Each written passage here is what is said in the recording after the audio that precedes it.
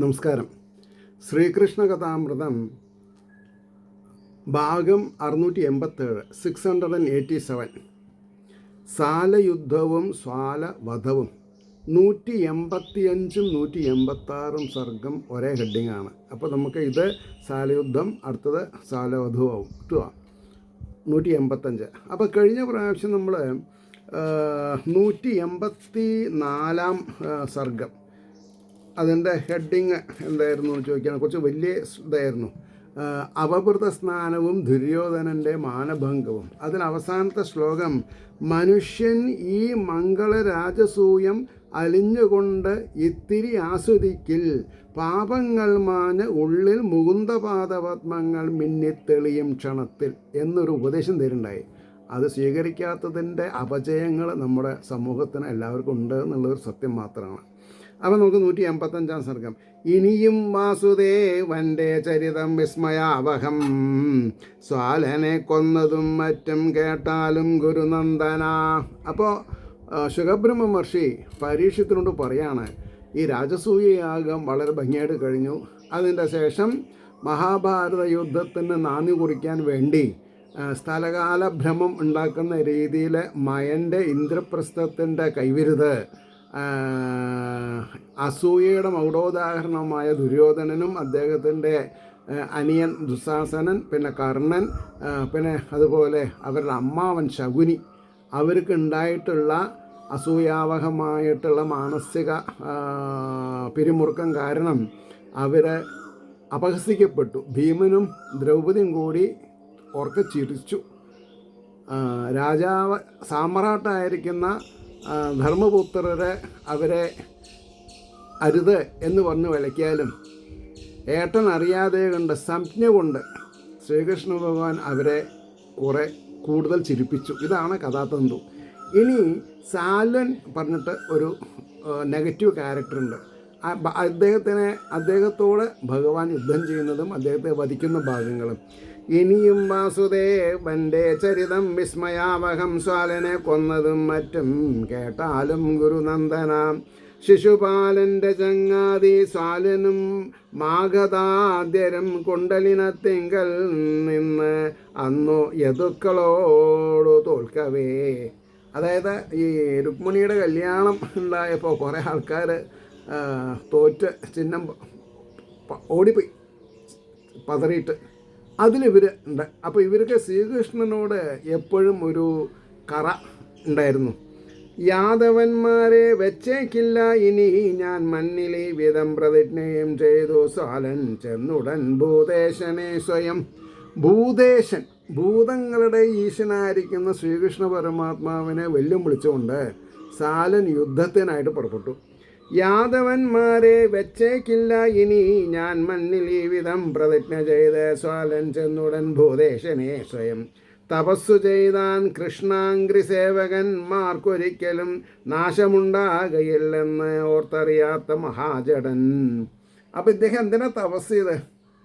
കൃഷ്ണനെ അല്ലെങ്കിൽ ഈ യാദവന്മാരെ ഭൂമിയിൽ നിന്ന് നിഷ്കാസനം ചെയ്യണം. അതിന് കുറച്ച് വീര്യം കിട്ടണം.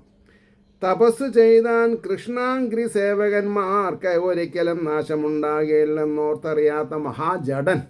മഹാജടൻ എന്ന് പറഞ്ഞാൽ ആത്മാവില്ലാത്തവനെന്നൊക്കെ അർത്ഥം പറയണം. ചത്തതിനൊക്കുമ്പോൾ ജീവിച്ചിരിക്കലും ആത്മാവിൽ രതിയില്ലാത്തവൻ, ആത്മാനന്ദം അനുഭവിക്കാത്തവൻ, ശരീരം മാത്രമാണ് ശരിയെന്ന് വിചാരിക്കണവൻ. അപ്പോൾ നാശമുണ്ടാകില്ലെന്നോർത്തറിയാത്ത മഹാജടൻ. ഈശ്വരനുമായിട്ട് ഒരിക്കലും യുദ്ധം ചെയ്യരുത്. ഈശ്വരീയത ഉള്ളവരുമായിട്ട് കൊമ്പ് കോക്കരുത്.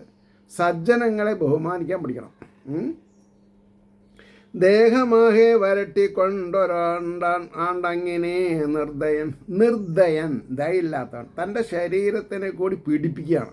എങ്ങനെയെങ്കിലും നല്ല വരങ്ങൾ കെട്ടിയിട്ട് ഈ യാദവന്മാരെ നശിപ്പിക്കണം. ആ മേട്ടിലുള്ളവർക്കെല്ലാം വായിൽ മണ്ണെന്നു കാട്ടുവാൻ അത്തരം ആൾക്കാർക്ക് വായിൽ മണ്ണാണ് വിധിയണത്. വേണ്ടിയോ മണ്ണെടുത്തോരോ പിടിതിന്നു ഭജിക്കവേ, ക്ഷിപ്രപ്രസാദി മുമ്പാകെ മല്ലേ വന്ന് ഏകിനാൻ വരം. അപ്പോൾ വേണ്ടിയോ മണ്ണെടുത്തോരോ പിടിതിന്നു ഭജിക്കവേ, ക്ഷിപ്രപ്രസാദി മുമ്പാകെ മെല്ലെ വന്നേകനാൻ വരം. അതായത് കൃഷ്ണനല്ല പിന്നെ ആരേനെയാണ് എന്ന് എന്താണെന്നാ പറയുക, ശിവനെയാണ് പിന്നെ ചെയ്തിട്ടുണ്ടാവുക. ആ മറ്റുള്ളവർക്കും അപ്പോൾ വായിൽ മണ്ണെന്നു കാട്ടുവാൻ തപസ് ചെയ്താൻ പ്രതിജ്ഞ ചെയ്തു സാലൻ ചെന്നുടൻ ഭൂതേശനെ സ്വയം. ഭൂതേശൻ എന്ന് പറഞ്ഞെങ്കിൽ ശിവനുമാവാം ബ്രഹ്മാവും ആവാം കേട്ടോ. ഇനിയിപ്പോൾ ഇതിൽ വരുമ്പോൾ മാത്രമേ, കാരണം കൃഷ്ണനോട് പോയിട്ട് ചെയ്യില്ലല്ലോ. അപ്പോൾ ആശ്രയിച്ചോനെയും മട്ടിൽ മടക്കിയിടും മഹാപ്രഭു വിമാനം നൽകിയനാനൊന്ന് വിണ്ണോരും വിറകൊള്ളുവതായി. അപ്പോൾ ഭൂതേശനായിരിക്കുന്ന പരബ്രഹ്മസ്വരൂപി ഭഗവാൻ ഇത് തപസ്സിൽ സന്തോഷിച്ചിട്ട് ഒരു വിമാനം കൊടുത്തു. ആ വിമാനത്തിൻ്റെ ഗുണം എന്താണെന്ന് നൽകിയനാൻ ഒന്ന് വിണ്ണോരും വിറകൊള്ളുവതായി. ദേവന്മാർക്ക് കൂടി അസൂയാവഹമായിരുന്നു അതിൽ. സൗഭം എന്ന പുരം രുദ്രൻ തന്നോട് ഏൽപ്പിച്ച മാതിരി.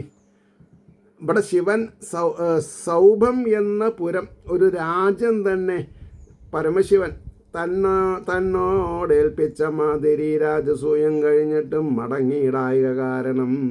രാജസൂയം കഴിഞ്ഞു, എന്നാലും മടങ്ങിപ്പോണ്ടേ, അത് പോയിട്ടില്ല. ബലൻ ഗോവിന്ദനെ തേടി പുറപ്പെട്ടള വന്നവൻ ഇരുൾ മൂടും വിമാനത്തിൽ അണഞ്ഞാൻ ദ്വാരകാപുരം. അപ്പോൾ ഇദ്ദേഹം ഇല്ലല്ലോ അവിടെ. ശ്രീകൃഷ്ണൻ ഇന്ദ്രപ്രസ്ഥത്തിലാണ്. ബലൻ, അതായത് ബലരാമസ്വാമി ഗോവിന്ദനെ തേടി പുറപ്പെട്ടള വന്നവൻ. അതായത് ഒരു ഏതാനും മാസങ്ങളായിരുന്നു ദ്വാരകയിൽ നിന്ന് കൃഷ്ണൻ പോയിട്ട്. എന്നാൽ ഒന്ന് പോയി നോക്കിക്കളയാം എന്താ വരാത്തത് എന്ന് പറഞ്ഞിട്ട് ആ സമയം പാത്ത് സ്വാലൻ എന്ത് ചെയ്തു, ദ്വാരക ആക്രമിക്കാം. യദുക്കളോട് പകരം ചോദിപ്പാൻ 4 ഭാഗവും വളഞ്ഞ ഉദ്യാനവും മറ്റും തകർത്തും മതികെട്ടവൻ, മനസ്സ് വെറുപ്പിച്ചിട്ടുള്ളവൻ എന്നർത്ഥം. എല്ലാം നശിപ്പിക്കാൻ തുടങ്ങി. പല ശസ്ത്രങ്ങളും പാറക്കല്ലും തടിമരങ്ങളും പ്രയോഗിച്ചാൻ കൊടുങ്കാറ്റും വിമാനത്തിങ്കൽ നിന്നുടൻ. തൻ്റെ തപസ്സിൻ്റെ പ്രഭാവം കൊണ്ട് ആ സൗഭകം എന്നുള്ള യാന്ത്രിക വിമാനത്തിൽ ഇരിക്കുന്നു കൊണ്ട് തന്നെ കൊടുങ്കാറ്റൊക്കെ സൃഷ്ടിച്ചു എന്നാണ് പറഞ്ഞത്. ത്രിപുരൻ പണ്ടു പാട്ടിന് അരലേകിയ മാതിരി. ത്രിപുരൻ സാക്ഷാൽ പരമശിവൻ എങ്ങനെയാണ് വിഷമമുണ്ടാക്കിയത്? ത്രിപുരൻ പണ്ടുപാത്തട്ടിൽ അഴലേകിയ മാതിരി സ്വാലനെത്രയും കൃഷ്ണപുരിക്ക് ഏൽപ്പിച്ചു കുണ്ഠിതം.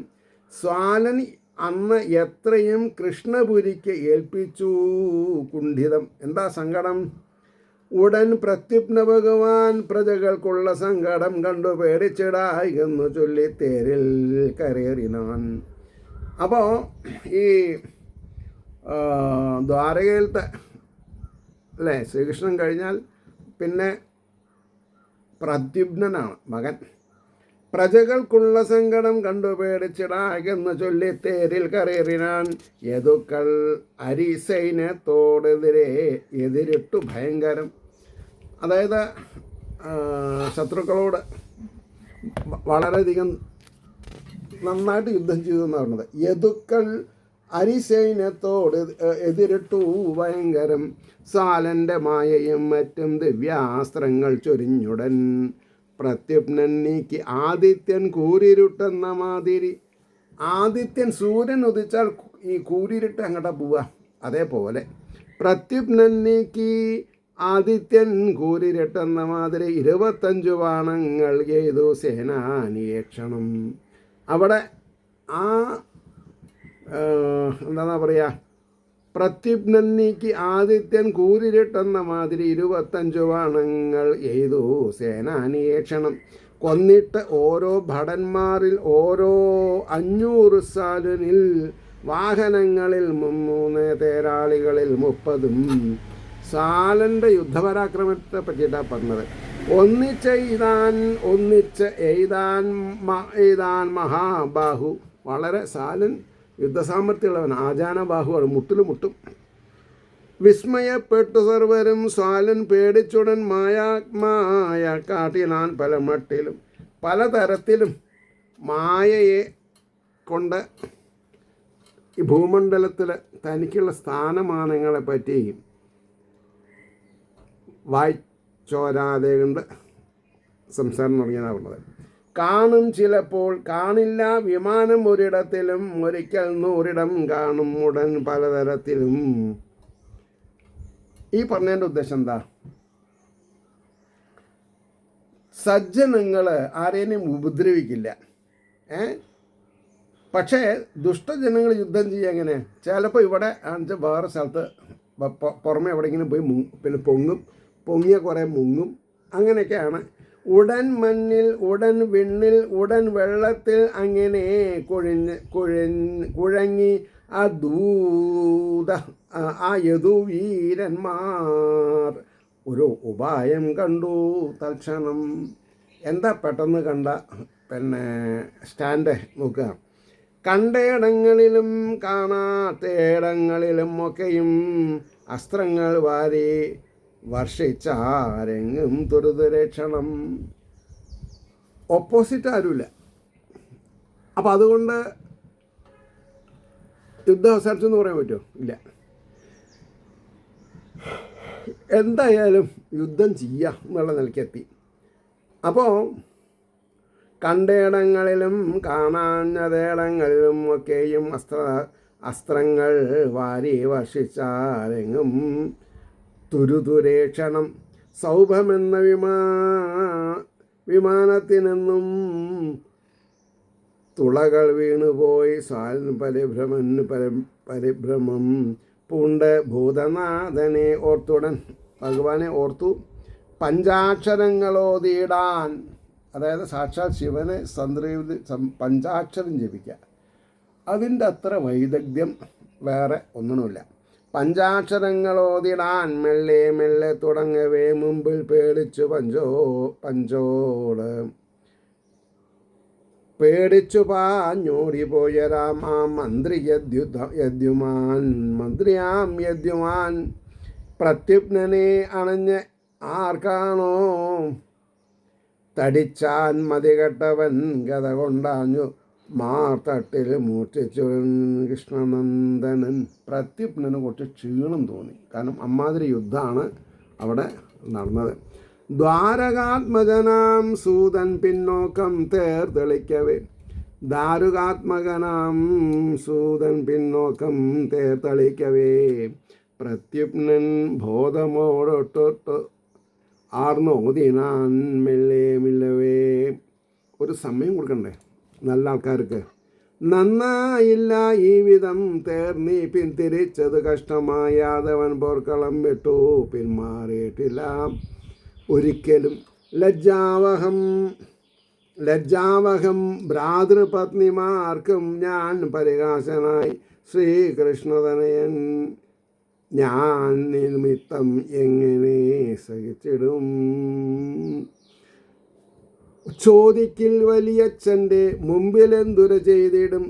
അതായത് എനിക്ക് കുറച്ച് ഉറക്കം സ്ലീപ്പി ആയി കൊണ്ടുവന്ന് സാരമില്ല, ഞാൻ ഇവിടെ അവസാനിപ്പിക്കാം. അപ്പോൾ ചോദിക്കിൽ വലിയച്ഛൻ്റെ മുമ്പിൽ എന്തുര ചെയ്തിടും. സൂതൻ വീശലുടൻ നിർത്തി ചൊല്ലിനാൻ തൊഴുത് ഈ വിധം. ആപത്തു കണ്ടാലുടനേതുമട്ടും രക്ഷിക്കണം സൂതൻ, അതാണ് ധർമ്മം യുദ്ധത്തിലെന്നാണ്. അതുകൊണ്ട് മാത്രം തൽക്കാലം ഒന്നങ്ങനെ ചെയ്തതാം ഞാൻ. ഇത് ശ്രീകൃഷ്ണ കഥാമൃതേ കലികൽമഷനാശിനേ ലീലാകാണ്ഡേ പഞ്ചാശിത്യധിക സർഗഃ. സർവത്ര ഗോവിന്ദനാമ സങ്കീർത്തനം. ഗോവിന്ദ ഗോവിന്ദ. ലോകാ സമസ്ത സുഖിനോ ഭവന്തു ആയിരിക്കട്ടെ നമ്മുടെ പ്രാർത്ഥന. നാളെ കാണാം.